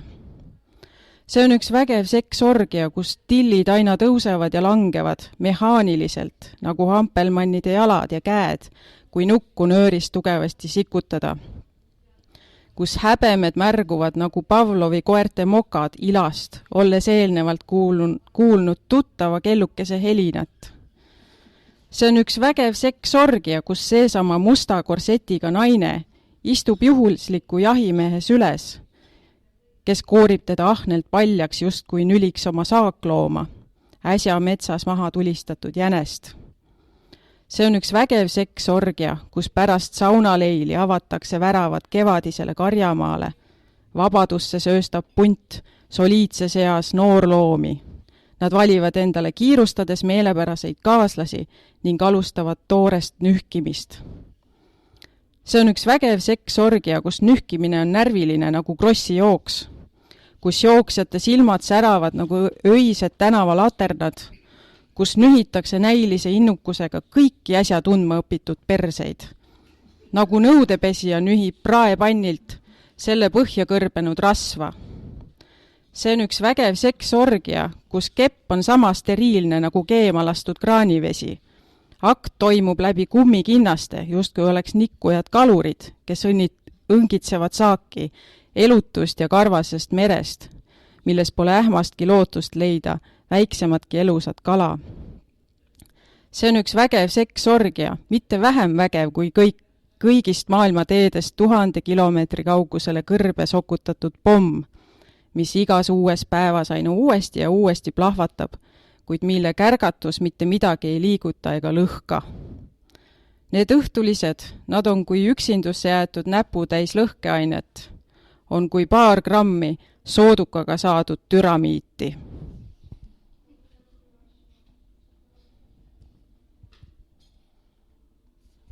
orgia 3. Vahin seda pimedat tuba, siin on vähe mööblit ja õnnitluskaardiga kaunistatud seinale on kinnitatud riiul, kus pole ühtki raamatut ning kus seisab vaas õitsvate kerberatega, mis paistavad värsked, kuid mis mõjuvad morbiidselt, nagu surmamõistetutele viimseks eineks serveeritud kena tükk trühvlikooki. Näen, kuidas elutuba muudab mu silme all vormi, kaotab sügavust ning muutub kahemõõtmeliseks, nagu joonistuspaber, millel tantsivad sinna hooletult sirgeldatud kriipsujukud ning kus ei kehti enam ruumilise maailma reeglid. Pitsilise pintsaku ja kahvatu ilmega tüdruk on leidnud ühise keele kortsus vanahärraga, kelle aluspüksid on ruudulised, nagu esiku linoleom. Tüdruku ja vanamehe vahel on terve Mendelejevi tabeli jagu keemiat. Hunnik kuldseid aastaringe ning nad paistavad sukelduvat aina sügavamale ookeani sügavustesse, eirates asjaolu, et balloonides on piiratud koguses õhku. Ma vahin ringi nagu hullumeelne, mu ette lahti on rullunud joonistuspaberile, on soditud hulk totakaid sinililli, liblikaid, haljendavaid puid ja päikeseratas, millel on naeru nägu ning mille joonlauaga tõmmatud kiired teevad kerast ohtlikult pöörleva hammasratta, mis naeratuste ja rõõmsa laulukese saatel kogu ümbruse purustab. See on kollane, surmavate servadega päike lendab paberil õõvastava leierkasti muusika saatel ja saeb tükkideks asju, mis tema teele ette jäävad. Meessoost orgialased on nüüd omandanud nüriks kulutatud värvipliiatsite vormi, nad kimavad arutult paremale ja vasakule ja üritavad oma otsi uuesti teravaks lihvida nendes aukudes, mille lõikurid on roostes nagu vanal vikatil. See orkester kõlab õõnsalt ja kõrvu kriipivalt. Siin mängitakse meloodiaid häälestamata pillidel, ülal dirigendipuldis juhib pillimängijaid nähtamatu leierkastimees, kes vehib idioodi kombel plastikust kaikaga ja juhatab sisse arulagedalt primitiivseid palu. Mul on tunne, et nii sillutatakse tee põrgusse. Öö hakul elavneb seltskond veelgi ning ühiselt hakatakse paberile joonistama poomismänge. Kõik pidulised, kes on juba enne surma hingetud, puuakse mõne lihtlabase sõnasaatel üles. Üks viimaseid langenuid on musklimees, kes näeb välja nagu Aadama ja Eeva patust sündinud poeg. Tal on võimsad musklid ning Jahve on ta karistuseks venna tapmise eest igaveseks maailma hulkuma määranud. Ma mõtlen veel Piiblile ja Noa laevale ja neetud Jumalale, kes palus Noal suurele laevamürakale kokku koguda kõigi liikide kõige puhtamad isendid. Nad pidid ju olema kõige paremad, kõige õilsamad, kõige täiuslikumad ja kõige veatumad. Kus kuramuse kohas nad siis on? Eks ikka põrgus kahedimensioonilises maailmas, mida ehivad imalad postkaardililled ja tuhmistunud männid metsapiiril, mida päikeseratas, idioodi naeratuse ja debiilse leierkasti muusika saatel süüdimatu tuimusega seibideks aeb. Ma küsin mitte provokatiivselt nagu Mari-Liis Lill, vaid nurka surutult nagu hing, mis on jäetud igavesse pimedusse hulkuma nagu kuu tagumine külg. Mis on sellel pildil valesti? Suur tänu, Kädi Kallau, lootus sureb esimesena. No, võtan ennast kokku ja tutvustan Margo Vaino uut raamatut, mille pealkiri on Pusle 2. See tähendab, et see on Pusle nimelise raamatu teine köide. Ma loodan, et neid köiteid tuleb veel. See on selline suurepärane mäluluule, kus siis Margo toetudes oma fenomenaalsele meelespidamisvõimele annab väga ilusa ja väga täpse pildi sellest maailmast, kus me oleme isegi elanud. Ja ma loen siit paar luuletust. Esimene selles raamatus, pealkirjaga Kus ma olen. Kennedy mõrva ajal olen ma kurvitsa sofoosi sigalas duši all ja röögin, sest kardan hirmsasti sigala pesuruumi seinale kruvitud veekindlat metallvõrega lampi. Brežnevi surma ajal olen ma asfalteerijate brigaadiga Mustamäel, Joome remontööri konkus, mingid kleepekad ning irvitame, sest üks labidamees räägib anekdoodi, et Brežnev on surnud. Palvemõrva ajal olen ma miilitsas ülekuulamisel. Mind süüdistatakse parasiteerivas eluviisis, hulkurluses, kaltsakluses ja kaabakluses. Augusti putsi ajal olen ma kadunud sõbra juures ja joonend pärast 6-aastast pausi täis, sest mingi suur ja kole hirmutunne minu sees sõidab üha lähemale. Estonia uppumise ajal vaevlen ma haiglas unetuse käes ja kui kuulen akna peal mängivast transistorist, et Estonia on põhja läinud, siis torman valvearsti juurde ja ütlen, et ma kuulen hääli. Kaksiktornide kokkuvarisemise ajal olen ma Liivalaia tänaval ja räägin telefonist tuttavaga, kui see hakkab korraga huilgama, et appi Ameerikat rünnatakse. Aga täna olen ma kodus. See on kirjutatud 16. aastal. Ja ma loen ühe kaunis tüüpilise luuletuse. See on sellise Margo Vainoliku võttega, kus ta siis kirjeldab erinevatel aastatel ja need aastad on siis välja märgitud iga salmi või luuletuse osa algusesse ja neil on mingi siduv teema kõigil nendel luuletuse osadel. Selle pealkiri on Looda saa ja esimene osa algab aastal 1966. Poed on kaupa täis. Suitsuvorsti on mitut sorti. Kalamarja müüakse otse tünnidest, inimesed ehitavad endale kõhu kõrvalt linnaservale eramaju. On armastus, kosmos, romantika, lootus helgele tulevikule. 1976. Poed ei ole enam kaupa täis. Suitsuvorst on luksus, kalamarjatünnid on kadunud. Paljalt kõhu kõrvalt endale enam linnaserva eramaja ei ehita. On armastus, kosmilised plaanid, romantika ja lootus osta endale auto. 1986. Poed on tühjad. Suitsuvorstist ja kalamarjatünnidest räägitakse muinasjutte. Eramaja ehitamiseks tuleb üha rohkem riiki röövida. On uus armastus, romantiline öö, lootus lasta vana auto ära remontida.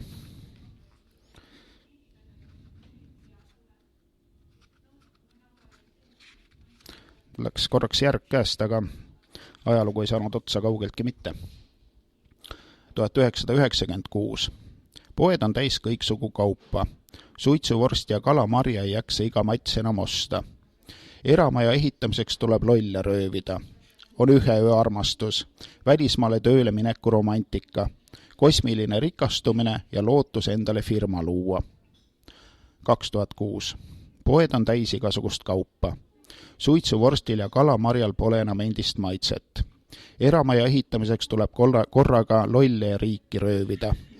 On enesearmastus, on kosmiline lollus, teleka ees lösutamise romantika ja lootus end võlgadest vabastada. 2016. Poed on täis kõiksugu kaupa. Suitsuvorst ja kalamarja. Suitsuvorsti ja kalamarja sisse on segatud kõiksugu paska. Eramaja on maha müüdud, on armastus alkoholi vastu, on kosmilised võlad, on odav kaltsuka romantika. Ning lõpuks avaneb lootus endale suure linna servale üürida odav üürikorter. Nii, et Margo Vaino on üks suurepärane poeet. Õhtu on meil juba kaunis pikk olnud, muusikud tahavad varsti bussi peale minna. Härra Känd, soovite esitada, ma ei tea mida, loomingut, raamat. Ja selline tüüp on ka, aga igaks juhuks mõtlesin, et härra Känd ehk tahab ka esineda. Jah, meil on mõned raamatud veel, aga nendega on suts aega. Aga Margo Vainot ma tõesti soovitan, ta on väga võimas luuletaja, nagu kõike mäletab Funes Borgese loomingust. Et midagi sellist ma ei ole küll Eesti kirjanduses varem näinud ja luulet lugevate inimeste käest on rõõmuga kuulda, et teda hinnatakse järjest rohkem. Aga nüüd stampoeet Jaak Känd. Ole hea. Mina seekord siis räägin ka haikudest, sellepärast et jutt oli juba 6 aega tagasi. Ma pidin neid analüüsima, lubasin läbi ka kõik eesti keeles ilmunud autorid, mis on haikusid kirjutanud, ja siis mõtlesin, kurat, loen ikka parem enda omasid. Et kõige rohkem meeldisid mulle need eesti haikud, mis on siis kirjutatud Kivisildniku poolt. Need olid ikka väga head. Siis need eesti haikud, mis ei pidanud nii väga kinni sellest silbilisest režiimist, kuigi ise ma olen üritanud seda teha. Ja väga palju haikusid, mis ma olen kirjutanud, on sama tüüpi, nagu olid Raul Majasel, kus mitte ei saa üksinda ühte haikut lugeda, vaid neid peab mitu tükki järjest ette võtma. Ja võib-olla nad ongi seotud. Et tegelikult on tegemist minu puhul niisuguste, pigem armastan tankasid kirjutada või siis kirjutada rengasid, eks, et kus need haikud ja tankad jooksevad vaheldumisi ja pikalt. Aga vaatame, mis siis siin on. Peab natukene ka aega meelde tuletama. See on siis 2012 kirjutatud ja tankad ei ole tavaliselt ju, on loodusteemalised peaksid olema reeglina. Nad on nüüd hiljem siin kaasajal Jaapanis muutunud ka ühiskonna temaatiliseks. Ja nii minul ongi siis selline tanka, aasta on 2012, Gloria Mundi. Kilk kriiksub kurvalt, kuldvõtmeke kadunud kui kivikotti. Lauslollus liiga ligi litsub labaselt, lööb lausa laiaks. Alati abiks ammekene akna all, alasti ansip. Riigikogu raip riigi rahal roiskumas, rebastele roog.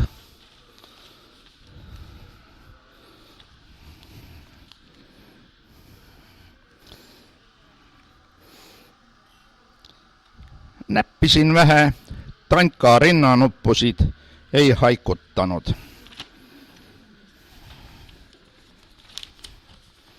Vahel üks tanka siiski, ma mäletan, et kui ma selle kirjutasin esimest korda, siis ka Kivisildnik seda laikis.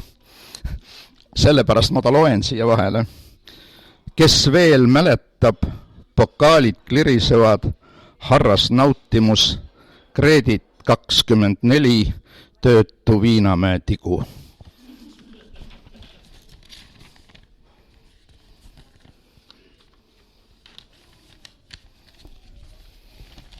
Väga palju on mul ikka niisuguseid ühiskonnakriitilisi haikusid tulnud, ma ei teagi miks. Sapipõis opereeritud, ikka pritsin sappi iga päev persevest.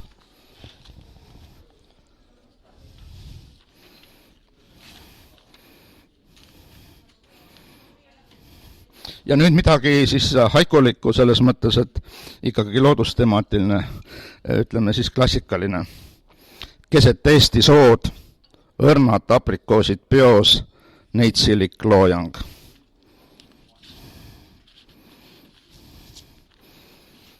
Jõululikku. Ka lossi panin aknale, tahan elada ka lossides. Üks, mida ma mäletan, mida jälle Kivisildnik oli laikinud, sellepärast ma ta loengi. Komme pillun küdevasse ahju, kommaritest hakkas kahju.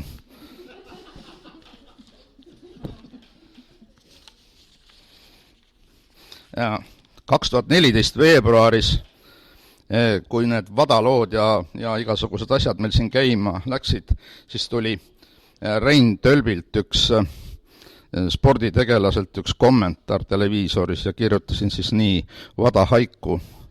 Küll täna oli vabariigi kodanik Tölbi aruga.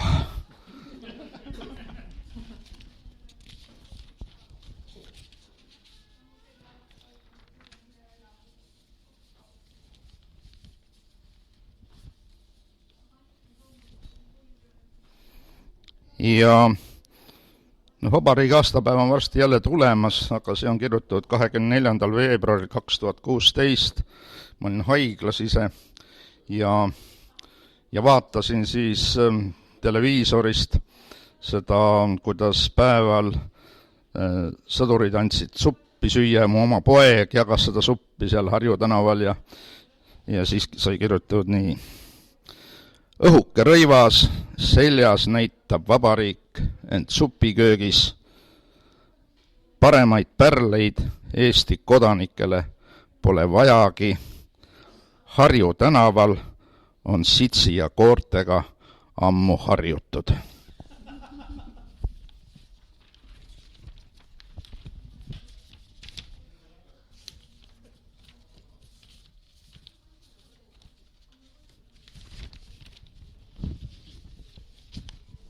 Kümnes jaanuar 2017 lugesin Postimehest ühte artiklit sealt stammkirjutajat ja siis sai kirjutatud nii. 10. jaanuar 2017. Lobjakat sadas taevast ja Postimehest päev keeras kiiva.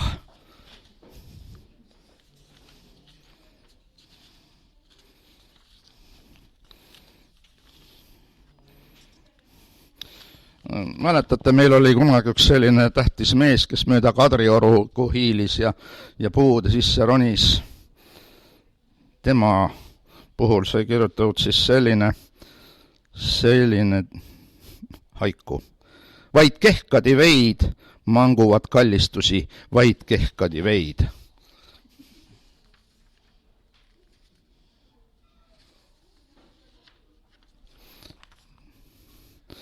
Ja nüüd siis üks pikem. Haikused ja tankad. Pean kurvastusega ütlema nii nagu esimene esineja, et jällegi, et millegi pärast armastuse teema peale kisub.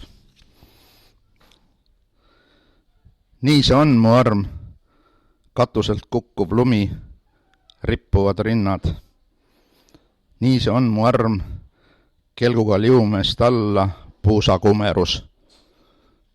Nii see on, mu arm, keel vastu härmas linki kintsude mättas. Rätsepa istmes keset põrandal istul, suureite vahel keel nõelumas naudingut häbememokkadele. O naine, sina katsu olla õnnelik sellegi üle. Mina ei ole, pehme hobumu pükstes, ei lase traavi. Hispaania kärbes on Eestis ammu hävinud. Paiseleht paisub kiimaliselt kevadel, mu kabi mitte. O naine, sulle kingingi varsakabja rahuldusega. Aitäh! Suur tänu, Jaak Änd. Ja ega nüüd ei olegi enam midagi teha, nüüd peab hakkama enda raamatuid esitlema. Aga ma luban seda, et me siin Jaaguga oleme mõelnud haiku erisaate peale, aga nüüd tuli nii palju uusi raamatuid vahele, et meil lükkus see plaan veidi edasi. Aga kas nüüd põhisaate või erisaate me kunagi haikudest kindlasti teeme? Ja kui Jaak mind kui autoriteeti siin haiku asjus korduvalt esile tõstis, siis mitte päris ilma asjata, et ma olen oma raamatu eest Sumo saanud, see oli haiku raamat, ma olen sellest kunagi saanud ka aasta parima raamatupreemia. Aga nüüd siis minu järgmised raamatud. Aga nüüd siis on stuudiosse laekunud autor Kivisilnik ja küsime siis tema uute raamatute kohta. Et ennem oli siin juttu, Raul rääkis, et ei saa nagu väga riimis kirjutada, et kohe kõik kiputakse ära ennustama, mis sealt nurga tagant tuleb ja siis meenus, et kuskilt kuuldud jutt, et kunagi härra Leo Luks väitis, et tema võib ära arvata iga järgneva nagu Kivisilniku teose, et millest see võiks nagu rääkida ja, või lausa isegi pealkirja. Aga minu meelest on niimoodi, et vähemalt viimased 3 raamatut või tegelikult kui hakata mõtlema, siis ikkagi läbi loomingu, läbi kogu karjääri siiski on väga raske ennustada, mis tuleb järgmiseks. Ja need 2 raamatut, mis mu käes on, need on nagu, näevad väga nummid välja, selles mõttes üks on roosa ja siin on peal on laps ja samuti ka nimi, raamatu nimi on Doris Taukari järelejäänud luuletused see nagu vihjaks sellele, et see Doris Taukar on keegi väga tuntud tüüp ja tema järele jäänud luuletused siis, mida kõik juba pikisilmi ootavad midagi. Et ja samas jällegi Kaan on jällegi selline petlik, et kindlasti ma arvan, et inimesed, kes ootavad jälle midagi kivisid nagu väga sellisest siirast ja humanistlikust loomeperioodist võivad jälle pettuma ja siin võib jälle midagi õudset leida, kuigi tegelikult see olgu, las ta ise loeb, aga äkki tutvustaksid, siis siin on nagu väga hüperreaalsed nagu tegelased sees, et kas öelda üldse nende nimesid välja või jätta saladuseks? Ütleme nüüd niimoodi, et jah, puht juriidiliselt olen mina selle Doris Taukari järele jäänud luuletuste autor, sellepärast et ma olen need oma käega kirjutanud ja nii edasi ja tõesti, aga kui nüüd seda asja veidi nagu selle raamatu saamislugu valgustada, siis on niimoodi, et ma küll oma käega kirjutasin, aga minu kätt juhtis, ma arvan, ühe surnud 12-aastase tüdruku vaim. Ja see on kirjutatud 18. aasta sügisel ühes Pärnu okultistide salaühingus spiritualistlike seansside käigus. Et selleks kulus 16 seanssi, et vaim saaks kõik ära öelda, mis tal öelda on. Ja siis ta rääkis oma eluloo. See on lihtsalt ühe surnud väikese tüdruku elulugu, mille mina kirjutasin üles ja mina olen siis tema autor, aga ma pean kohe ütlema, et seda oli väga, väga raske kirjutada, sest tema elulugu oli, ütleme pehmelt öeldes, jõle ja mina pidin seda kõike ohvri silmadega vaatama, et sellepärast ma väga palju kannatasin seda raamatut kirjutades ja üldiselt, kui mult selle raamatu kohta küsitakse, muutun ma väga härdaks ja kidakeelseks, et siis ma nüüd lõpetan. Aga siiski, äkki oled nõus mõne teksti siit lugema? Taskurätt teises käes. Ma võin lugeda tagumise kaane kirja, mis on siis reklaamiks ikka pannakse raamatu kaanele, väga hea luuletus. Ja see luuletus siin Doris Taukari kaane peal kõlab niimoodi. Ma armastan, võin selgitada, kui sa oled kogu aeg tööl, kaine, väsinud, siis see ei ole armastus. See on mingi pask. Lõpeta see pask ära. Tõsiselt. Mu isa tappis ennast ära. Nii armas tegelikult. Ühesõnaga, siin on väga palju juttu, selle tüdruk räägib oma isast. Seal on väga mitu põhjust. Üks põhjus on see, et isa vägistas teda kogu aeg, aga see on ainult üks. Ütleme, et ei saa isa üle sugugi ainult otsustada tema vägistamiste järgi, sest isa oli loomaarst ja kasutades oma loomaarsti oskusi tegelikult päästis ta oma poja elu, sest poeg ei tahtnud olla poeg, vaid tahtis olla tütar. Sest on väga nõme olla poeg, kui sind vägistatakse, et kui sa oled tütar ja sind vägistatakse, on see palju mõnusam. Ja siis isa muutiski vastavalt vajadusele tüdrukuks oma poja 5-aastaselt ja siis vägistas teda järgnevad 7 aastat, kuni siis nüüd juba tüdruk suri. See on siis selline lugu. Aga see lugu algab siin raamatus niimoodi. Et see on jah, et see tüdruk siis räägib seda, kui ta on juba 12-aastane ja see tegevus toimub siin Pärnus. Ma ei ole ise viikendil käinud, et see kindlasti see tegevus, nagu kogu see põhilugu siin toimub nagu viikendil ja viikendi ümbruses ja siin Pärnu ööklubides ja treeningsaalides ka, jälle treeningsaalides. See kuidagi on tänapäeva luulele omaseks saanud, ilma et mina oleks seda väga tahtnud, aga nii see on juhtunud. Siis ma loen natuke raamatu algust. Tal on nii ilusad silmad, nagu rosinad, puhas seks. Nende silmade pärast annan ma talle taimetoitluse andeks. Kui ma oleksin mees, siis ma oleksin homo nende silmade pärast.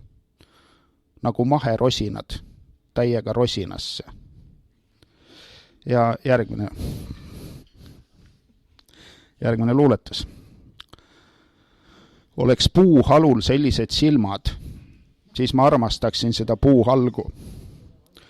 Oleks trumpil sellised silmad, ma tapaks ennast ära. Oleks Putinil sellised silmad, nii ja naa, mis saab inimesel hea seksi vastu olla. Ja kolmas luuletus raamatu algusest. ma olen mõelnud, et kui oleksin homo, siis oleks Adolf Hitler mu esimene valik. Need silmad nagu sulajää, nagu koera kutsikal, nagu hülge pojal. Neid silmi peab ise nägema. Ühesõnaga, see tüdruk, siin lugu läheb edasi, ta läheb sõpradega viikendile, sõbrad annavad talle narkootikume ja siis ta näeb laval Adolf Hitlerit ja armub pööraselt, täiesti pööraselt, isegi rohkem kui oma isa hakkab ta armastama Adolf Hitlerit. See on selline lugu. Aga armastus on pime. Ma leidsin tegelikult selle sama looga sellest paksust raamatust, mille nimi on Armuloo prügikast. Nii et siis tüdrukupildiga roosa raamat on siit paksust raamatust nagu välja hüpanud, tundub. Et tegelikult oli siin ka üks väga ilus luuletus. Kas ma võin ette lugeda? Armastan, armastan. Mis sest, et surnud? Mis sest, et vihatud? Mis sest, et vegan? Mis sest, et keelatud armastus? Keelatud armastus on klassika.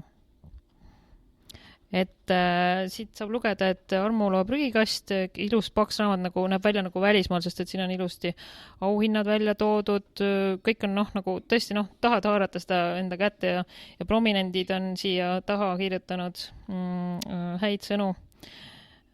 Ja valuraamatu 4.–8. köide, et kui ma ei eksi, siis seal 1. kuni 3. olid liivlused ja saurused ja siis oli, kohe tuleb meelde, üks oli veel, aga ma annan autorile. Jah, kolm raamatut on ilmunud, need ilmusid siis ühe köite kaupa. Esimene valuraamat oli Liivlased ja saurused, mis siis rääkis eestlaste väljasuremisest ja see, nagu see kujundisüsteem ja tegevus toimub Vana-Pärnu kalmistul seal Haapsalu maantee ääres ja seal on Andres Adamsoni fotod, see on väga detailne. Et see väljasuremine on väga realistlik asi ja selle kirjeldas, et ma kasutasin ka sellist väga, väga realistlikku, kõik detailid on õiged, mis seal raamatus on, see on täielik puhas, isegi võiks öelda fotorealism, sest Andrese fotod on seal ka sees. Nii, teine köide oli siis selle nimi oli Soari evangelium ja see oli hoopiski vastupidine, et seal ei olnud siis eestlaste väljasuremine, otse vastupidi. Seal oli eestlane maailma ajaloo juhtfiguur, Saaremaalt pärit prohvet Soar on siis tegelane seal, peategelane, kes siis juhib ülemaailmset usumäratsejate sõjakäiku, kus hävitatakse põhimõtteliselt terve maailm ja kuidas see siis käib, mida see prohvet Soar teeb ja see on nagu pühakirjades ikka, ta on nagu selline tulevikus toimuv düstoopiline ulmeromaan, kus siis on ka Soari nagu sellised nagu tekstid, mida ta ise siis kirjutanud ja kuidas tema tegevust seal kirjeldatakse, et minu meelest on see põnev. Et see on põnev ja haarav lugu, maailma ajalugu väga oluliselt, võib isegi öelda maailma ajaloo ära lõpetanud eestlasest, saarlasest, ütleme nii, et siis ei ole nii solvav eestlastele. Aga kolmas osa oli Inimsööja taksojuht, valuraamatu kolmas osa oli Inimsööja taksojuht ja see ei olnud selline ühtlase läbiva teemaga, eks ole, esimene oli siuke väljasuremise teema variatsioonid ja teine oli siis siuke ikkagi selline, väljasuremisele vaatamata kõigi äratapmise, ütleme selline positiivne programm, siis kolmas oli selline meeleolult ühtne raamat. Ta oli meeleolult ühtne sellepärast, et see oli kaunis masendava meeleoluga nagu asjad igasugused. Jah, siuke sünge raamat, siis või see nimi luuletus on siis ühest tõesti sündinud loost, kus minul on ta inimsööja taksojuht, aga tegelikult oli ta kokaõpilane, kes sõi taksojuhi perse ära. Aga minu meelest on taksojuhid palju hirmsamad inimesed kui kokad, siis ma tegin selle taksojuhi nagu peategelaseks ja kannibaliks. Aga seal oli peale inimsöömise kindlasti palju huvitavat veel, ma ei mäletagi. Aga nüüd see järgmine 4.–8. osa, valuraamatu 4.–8. osa ja lisad. Siin lisadeks on siis üks kogu ulmejutte, mis on kõik pedofiilsed.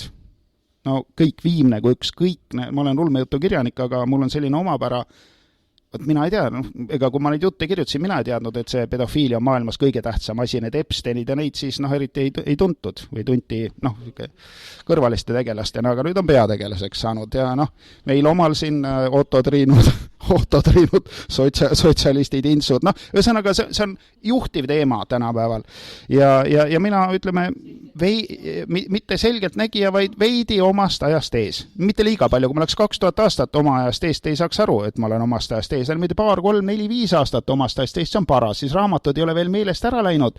Ja tõesti ongi nii, et mul on seal väga, väga palju. Ka seal lisades on see minu kirjutatud osa, me kirjutasime Aaro Anmaniga kriminaalromaanide sarja Visa Inkilingine õmmelt ja siis seal on see viimane köide. Viimases köites on siis siuke väga keeruline pedofiilne armastuslugu, kus siis peategelane läheb Ukrainasse ja toob sealt ära ühe väikese tüdruku kohvris. Aga küsimus on seal siis selles, et tegelikult selle väikese tüdruku sees on tema, selle peategelase surnud naise hing, aga aktiveerimata. Ühesõnaga, et nagu sellises, ühesõnaga tegevus on, kuidas hing nagu seal käima saada naise sees, aga samas seda last on ka nagu imelik nagu seal tarvitada, et kuidas see laps nagu kiiresti naiseks kasvatada ja kuidas see naise hing temas siis, minust väga komplitseeritud, väga huvitav, väga kaasaegne, väga haarav selline nagu lugu. Ja veel üks nagu see ajast ees olemise nagu episood, et teises köites, Visa Inge teises köites käib juba sõda Ukrainas, aga see raamat ilmus ammu enne Ukraina sõda. Et selles mõttes see on ütleme natuke lihtsalt omast ajast ees. Ja siis, ütleme, see on lisad. See ei ole nii tähti asi, aga põhiliselt on siin nüüd siis 5, ütleme, et see on nagu värsromaan, mina nimetan teda värsromaaniks, seda Armulo prügikasti, pealkiri on Armulo prügikast, valuraamatu 4-8 köide, nii ja naa, kõik soovitavad ei mahtunud pehme köite kaane peal ära, aga kui tuleb kõva köide, ma loodan, et see nüüd jaanuaris saab juhtuma, siis on veel paksem, veel ilusam ja seal on veel rohkem soovitajaid ja auhindu, kõik, mida sa oskad tahta, kõik on seal raamatus olemas. Aga see raamat siis koosneb, see värsromaan koosneb 5 osast. Üks osa on see, mis nüüd eraldi raamatuna on see Doris Taukari järele jäänud paberid, luuled seda, aga ütleme, kogu see kõik need 5 osa varieerivad nagu ühte teemat ja see on seksuaalse frustratsiooni teema. Et ma olen kogu aeg nagu oma loomingus üritanud lugejale lähemale. Alguses mõtlesin, et tuleb kirjutada väga hästi, siis loetakse tuhkagi. Nii. Siis mõtlesin, et tuleb kirjutada asjadest, mis inimesed aru saavad. See oli natuke parem mõte. Siis ma kirjutasin kehakultus, et kehast, lihastest, trenni tegemisest nagu kädi ja kõik normaalsed inimesed kirjutavad, kõik saavad aru. Aga see keha on paljudel inimestel keha nii vilets, nad ei taha sellest aru saada. Ei ole oma kehaga nagu hästi üldse kontaktis ka. Ja siis mõtlesin, et mis see võiks olla, mis kõiki inimesi ühendab, see on just seksuaalne frustratsioon. Vot see on see, mis neid valdab täielikult. See on see, millest kõik aru saavad. See käib kõigi, meil ka siin täna, kõigil on armastus ja mis armastus see siis on, eks ole, tule taevas appi. See on ju kõigi ilgem frustratsioon. Et selles mõttes ma arvan, et ma olen õigel teel, et sellest tuleb minu läbimurde raamat, et ma erinevalt teistest suurtest kirjanikest ei pea ära surema, et selle läbimurdeni jõuda, et ma vist jõuan eluajal nüüd läbimurdeni, et selles mõttes siin on, ja mis need siis on need 5 osa, üks on, eks ole, siis see Doris Taukar, keda seal isa loomaarstina nagu nii ja naa, vene ärimehed, kõik panid teda seal siis ühesõnaga selline variant, siis on üks raamat, on selline filosoofilisem, mis räägib siis nagu otsesõnu seksuaalsest frustratsioonist. Siis on sõnaga nagu selline islamirevolutsiooni variant, ka väga oluline variant, mis näitab siis seksuaalset frustratsiooni selline ühiskondlik revolutsioonilise liikuma paneva jõuna. Ja rohkem ma ei mäleta, aga siin on kindlasti mitu osa veel. Üks on nagu reisikiri sinna, minu reisikiri ja mis ta siis otas, ma vaatan, et õige sisu kord on. Esimene on kõige tähtsam osa on nii hea on teada, et kuskil loojub päike, see räägib looduskaitsjatest ja Eesti metsa nagu kaitsmisest seksuaalse frustratsiooni, puu embamine ühesõnaga, kogu see puu embamine kui seksuaalse frustratsiooni üks minu jaoks kõige ilgemaid, nagu inimvaenulikumaid, et puud, need ei ole ju inimesed, saate aru, ärge emmake puid, emmake inimesi, tule taevas appi, mis toimub. Ühesõnaga selline seksuaalne väga piinlik frustratsioon nagu puuembamine, Eesti mets, siis Doris Taukar, siis tuleb Armulo prügikast ja see on siis see seksuaalne frustratsioon ise ja siis on reisikiri Vispüü Hea elu on parem. No seal ma ise olin frustreeritud meeletult. See oli raske kogemus, aga seda juhtub parimatel. Ja siis on veel üks osa, jah, frustratsiooni vastus ongi siis islami revolutsionääri selline elunägemus, aga ole hea, palun küsimusi, mina siin räägin oma raamatust nagu loll, aga ma mõtlen, mul oli küll üks küsimus, aga hakkas juba meelest ära minema otsapidi, et äkki on teistel ka küsimusi, sest et keegi vist veel ei ole jõudnud seda paksu raamatut läbi lugeda. See on ka üks suur frustratsioon alati, et Kivisilniku luuleraamat on poole paksemad, kui teistel nüüd on 5 korda paksem, et mina vanasti ka olin hästi luulefänn, ja siis ma olin alati nii pettunud, et see luuleraamat saab, tavaliselt üks luuleraamat saab ju kohe poole päevaga ju läbi. Aga siis Sveni omadel pool oli jälle see, et loed juba 3. päev, ikka kuidagi läheb aeglaselt. Ma ei tea, mis sellest raamatust siis veel saab, Nüüd on tegelikult tuleb jõuluvaheaeg, tegelikult hea variant. Mul oleks Svenile üks küsimus. Kui oled juba puud pannud, kas ta tuleb siis metsa tagasi ka viia või? Ma soovitan pöörata oma tähelepanu halgudele, et neid ei ole vaja kõigepealt metsa tagasi viia, teine asi võib ahju ajada ja frustratsioon leiab konkreetse lahenduse ja nagu on hea. Et selles mõttes jah, halgudele, neid saab bensiinijaamades on võrgu sees. Et sellega tuleb meelde ka Jaan Pehki nagu igihaljas luuletuse, et Tauno pildistab kaminapuid, aga ta oleks võinud ka panna ju, et armastab. Aga võib-olla nüüd üle aastate on ta ka selleni jõudnud, kes teab. Mul on küsimus, kuidas teil need muusikud on selle ajakavaga, et ma ei tea, mul on ühe seieriga kell nagu Jaanuse, see on ainult tunni osuti.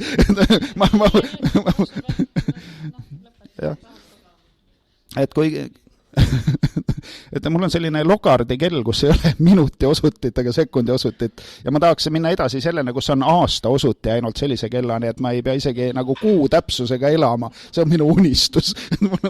Selline kell, mis näitab sajandit lõpuks. Et see on minu arusaamine heaolust, aga ma ei tea, kas keegi tahab midagi küsida, ma eriti nagu lugeda ei jõua, sellepärast, et see on kõik siuke väga, väga armastuse ja frustratsiooni asi, aga mul tegelikult endale meeldib üks Taukari luuletus, aga ma ei tea, kas ma leian selle üles. Et ma natuke otsin siin. Et see on siis, Doris Taukar räägib oma armastusest. Adolf Hitler on hea. Sa ei usu, loll kui ei usu. Vaata teda, vaata kui ilus, silmad nagu rahapakid, nagu võipakid. Vaata talle silma, silmadega vaadatakse libu.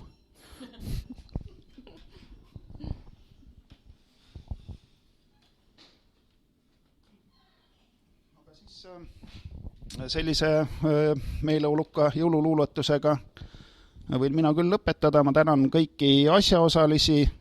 Neid on täna olnud nii palju, et mul on raske meenutada. Meil oli külas Jaanus Erman haikukoguga Tolmu lõpp, siis oli meil Jaanus Saar luulekoguga Ühe seieriga kell, siis oli meil Kädi Kallau, Lootus sureb viimasena, või esimesena, vabandust, Lootus sureb esimesena, kes meil veel oli? Siis oli meil Raul Majas luges luuletusi, Jaak Känd luges meil haikusid, ise olen ma siin, Kivisildnik olen ja mul on siin raamat ja selle raamatu nagu separaat ja kas on meil veel mõni vabatahtlik, kes tahab laamendada? Siis tuleb lõpetada saade Luuleraadio tiitriga.